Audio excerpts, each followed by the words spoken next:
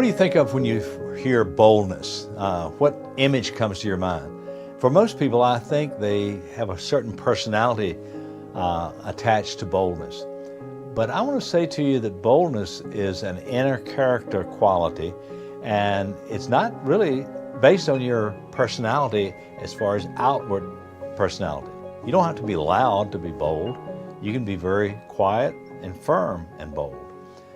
But the Lord stood at my side and gave me strength, so that through me the message might be fully proclaimed and all the Gentiles might hear it. And I was delivered from the lion's mouth. Now, Paul was bold in that situation.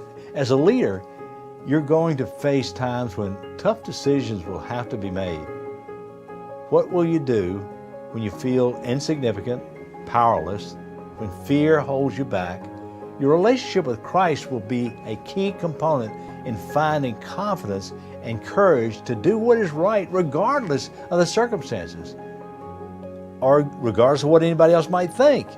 In his letter to Timothy, Paul wrote about a time when he was dragged into court because his preaching had created such an uproar in the city. All his friends and associates had disappeared. They'd abandoned him. No one was there to support him. But he stood strong, and God gave him courage to be bold even in a difficult situation. Paul was in a threatening spot. He was in the lion's mouth, and yet he stood about strong for the gospel message. That's what God wants us to do. And you can do it in a quiet way, but he wants you to be bold. Don't back down. You know, we're being told in the day in which we live to be tolerant, to not say too much. But God wants us to speak up.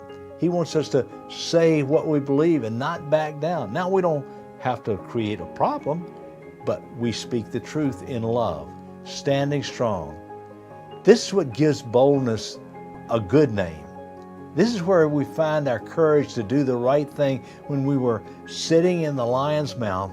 As a matter of fact, Christ's presence turned the table and that lion stood down. Proverbs 28:1 says, "The righteous are bold as a lion." Now, that's pretty good imagery. Now, you may not be that person yet. You may be too timid, but God wants you to be bold and say what needs to be said.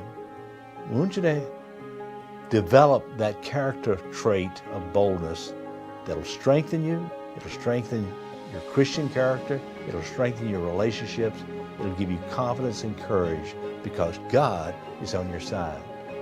Be bold.